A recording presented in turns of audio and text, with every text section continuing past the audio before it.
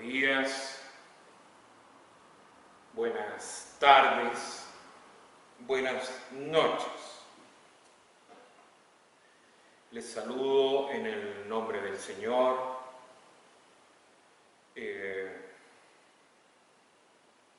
Ha sido una buena semana, a pesar de las situaciones que estamos viviendo, pero Dios es bueno.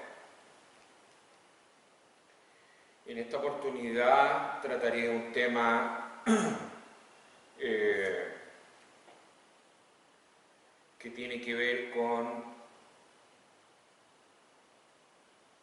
que hay que tomar el pecado en serio.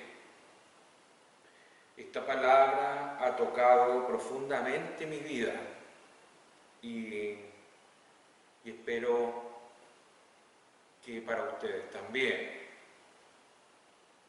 Y le daremos lectura en el libro de Marcos, capítulo 11, versículos del 12 al 14. En el nombre de Jesús, y dice así: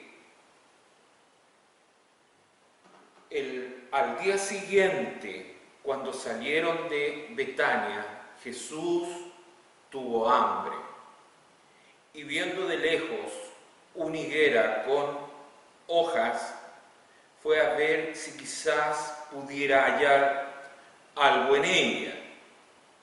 Cuando llegó a ella, no encontró más que hojas, porque no era tiempo de higos.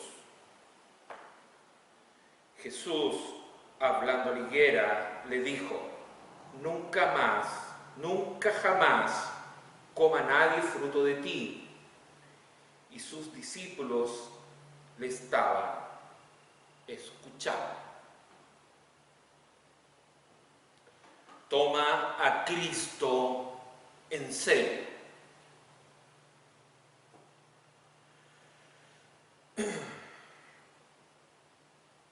Voy a sentar una base y después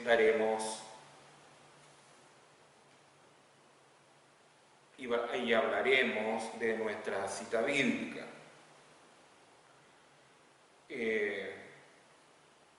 Dije, toma a Cristo en serio.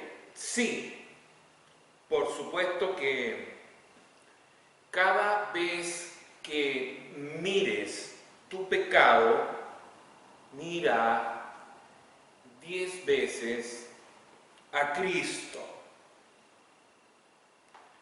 Pero querrás mirar a Cristo si no has visto tu necesidad.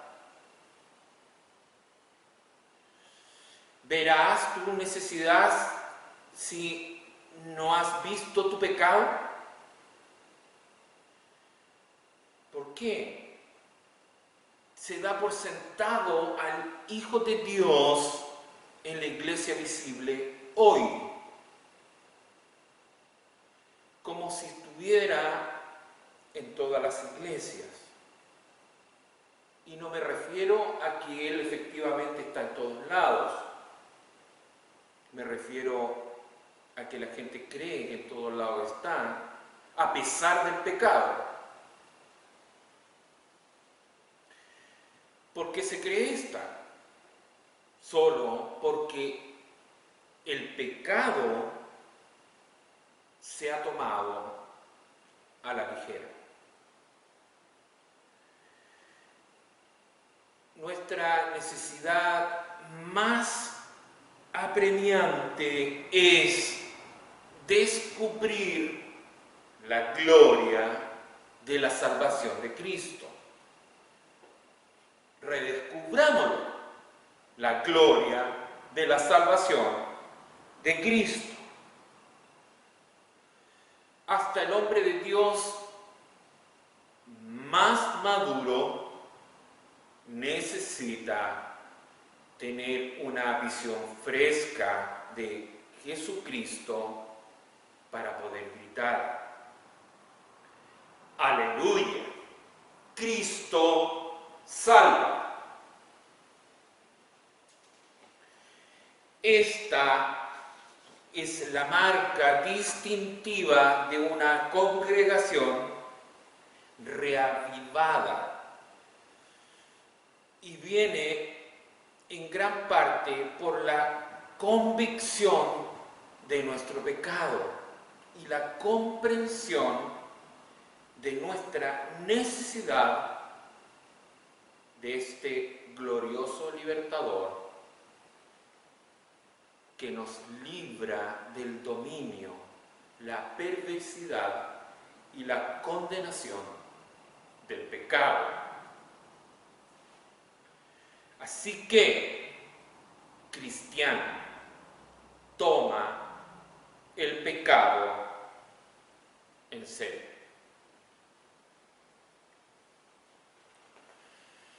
Considera que el pecado hace pedazos la ley de Dios. ¿Es esa una acción insignificante?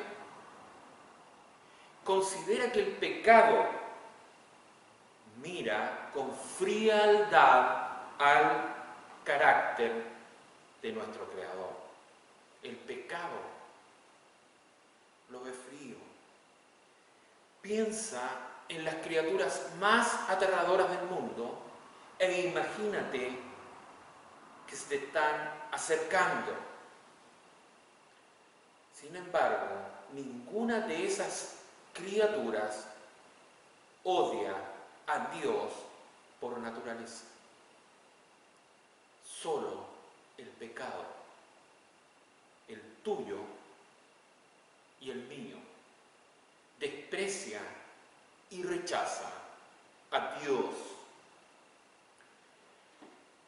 Considera que el pecado está bajo las advertencias del Dios vivo. Dios odia todo lo que contradice su naturaleza. El Señor, 3 veces santos, desprecia todo lo que es malo, maquiavélico, cruel, egoísta, idólatra, codicioso y lujurioso. Todo lo que hay en el cielo y en el cielo de los cielos, los ángeles y serafines, los espíritus de los justos hechos perfectos, el Padre, el Hijo y el Espíritu Santo son unánimes en su justa ira y furia contra el pecado. Y seguiremos nosotros siendo indiferentes a Él. Nosotros sabemos que Dios nos perdona, pero hay pecado en nosotros. Un día, por la gracia de Dios, lo aborreceremos, al igual que ellos. Considera las consecuencias del pecado. Piensa en el hombre rico de la historia de Jesús, en el gran abismo puesto entre él y la bienaventuranza de los que estaban en el cielo, según Lucas 16, 19, 31. Él anhela ser librado, pero nunca podrá dejar ese lugar. Una gota de agua es todo lo que pide, pero nunca podrá tenerlo.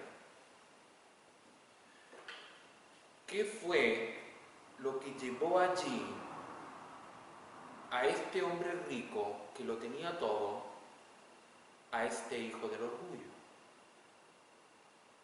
¿Qué fue lo que lo unió a los muchos otros que recorrieron resueltamente el camino ancho por años y rechazaron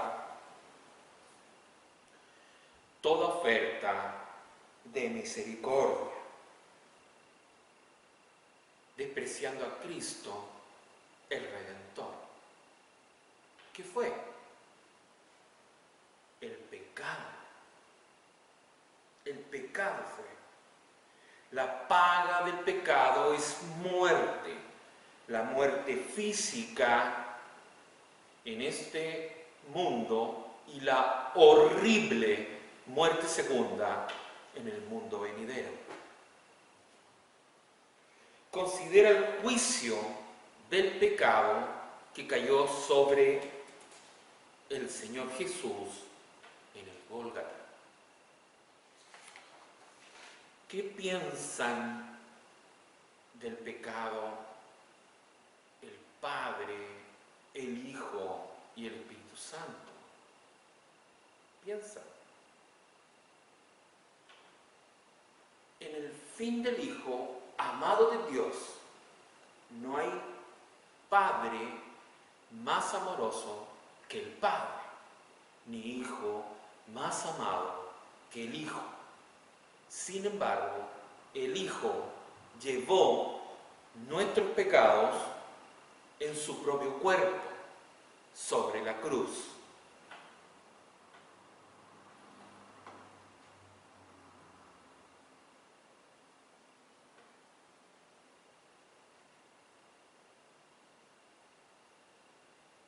El Hijo de Dios se convirtió en el Cordero de Dios. El que no conoció pecado fue hecho pecado por nosotros. Dios, el Padre, no lo eximió. Dios no refrenó ni un solo golpe de la vara de su justicia.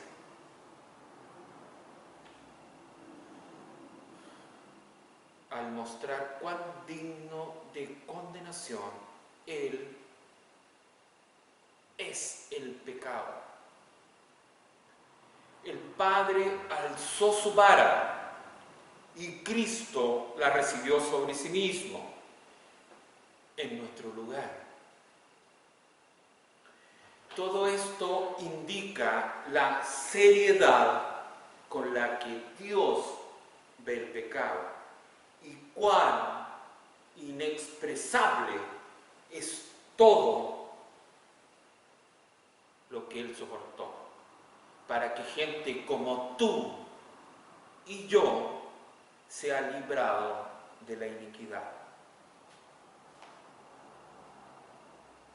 Y ¿podrías encogerte de hombros? ¿Puedes asentir con la cabeza y seguir pecando en hecho, palabra, actitud y omisión? Incrédulo, Jesucristo es todo lo que los pecadores necesitan. Él puede romper esas cadenas poderosas que te atan al pecado. Cristiano,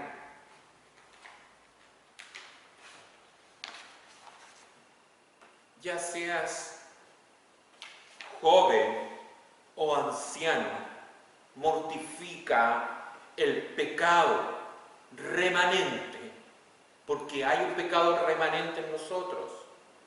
Mortifícalo, mortifícalo. No es fácil, todos luchamos por lo mismo.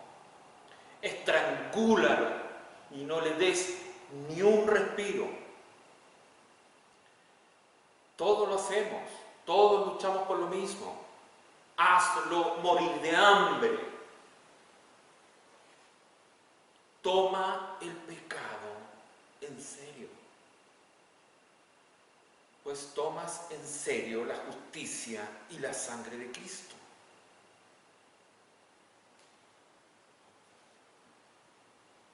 esa es nuestra base para poder tocar lo de nuestro texto.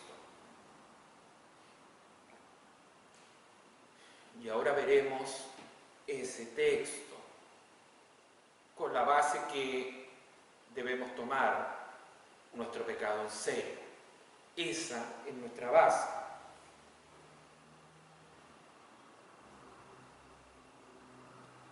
¿Hipócritas en la iglesia?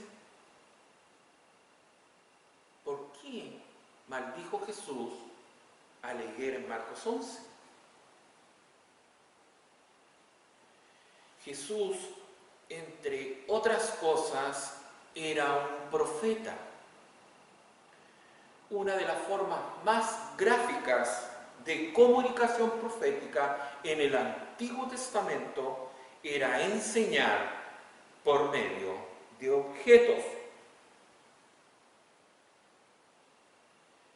El profeta tomaba algo de la naturaleza o de la vida cotidiana, como lo hizo Amos en una plomada de albañil para comunicar la verdad de Dios. Aquí Jesús encontró un objeto que ilustraba el pecado de la hipocresía. Tenía la apariencia de fertilidad, pero en realidad era estéril.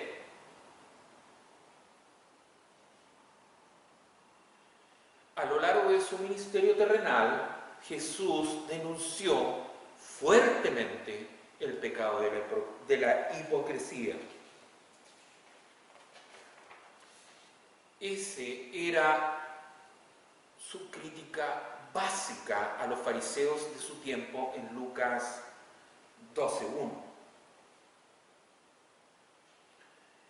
En varias ocasiones Jesús reprendió a los líderes religiosos por demostrar espiritualidad y rectitud a pesar de su falta visible de fruto. Creo que conocemos todos eso. Eso debería ser una lección para nosotros. ¿Sabe? Un ministerio evangelístico encontró durante muchos años que una de las 10 principales objeciones al cristianismo es la mala posición de la que la iglesia está llena de hipócritas. En ese estudio determinaron que la gente suponía eso, que la iglesia estaba llena de hipócritas. La gente veía las vidas de los miembros de la iglesia a lo largo de la semana y dijeron que se alejaron del cristianismo porque creían que los cristianos no vivían lo que profesaban. Los cristianos creían que los cristianos no vivían lo que profesaban. Eso me ha golpeado fuertemente, toda la semana. Porque periódicamente estamos predicando y muchas veces tenemos actitudes no malas, pésimamente malas en la semana. Y me ha golpeado por eso.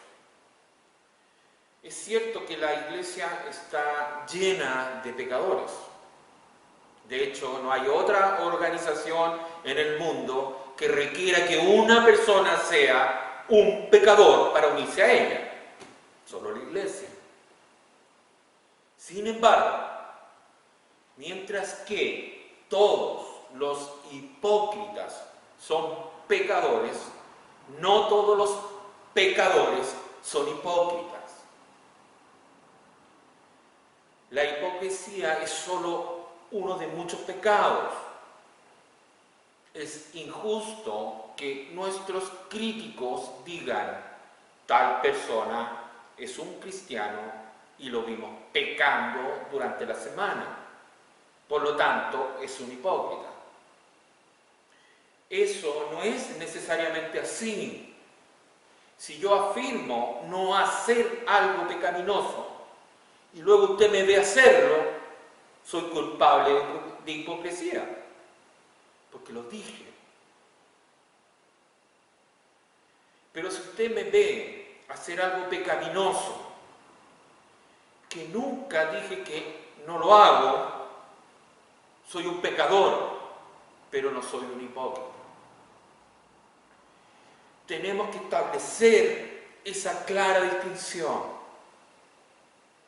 Sin embargo, habiendo dicho eso, en defensa de los cristianos, que por su naturaleza caída continúan pecando, e incluso después de abrazar al Salvador, todavía exhorto a que todos tengamos cuidado de evitar el pecado de la hipocresía.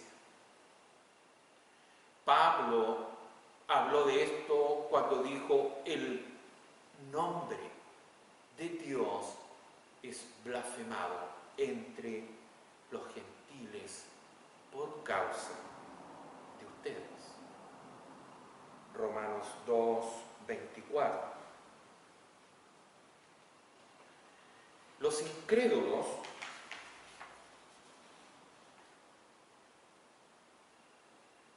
son o nos ven predicando sin ponerlo en práctica, y eso no debiera de ser así entre nosotros.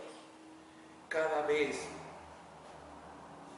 que hablamos de su palabra, no podemos hacer lo contrario posteriormente a la palabra.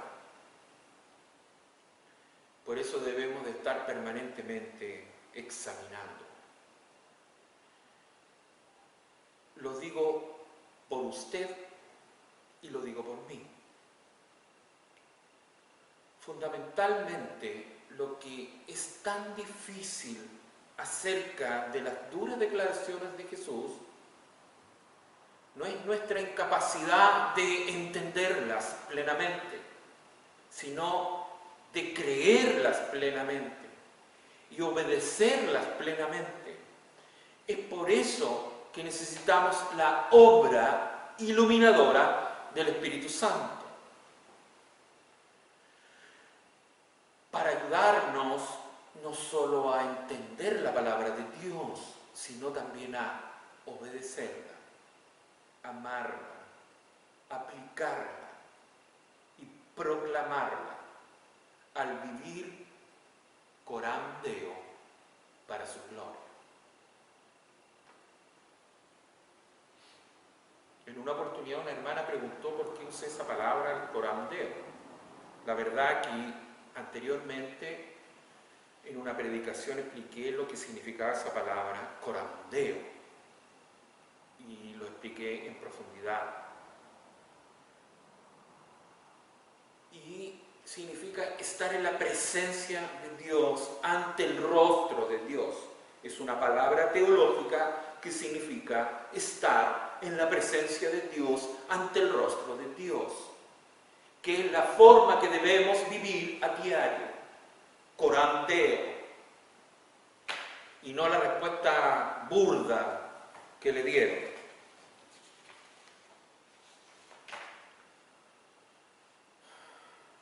Mis hermanos, voy a dejar esto aquí y me retiraré lentamente. El que recibió salvación sueña con servir. Gracias, Padre, en el nombre de nuestro Jesucristo, nuestro Salvador y Señor. Amén.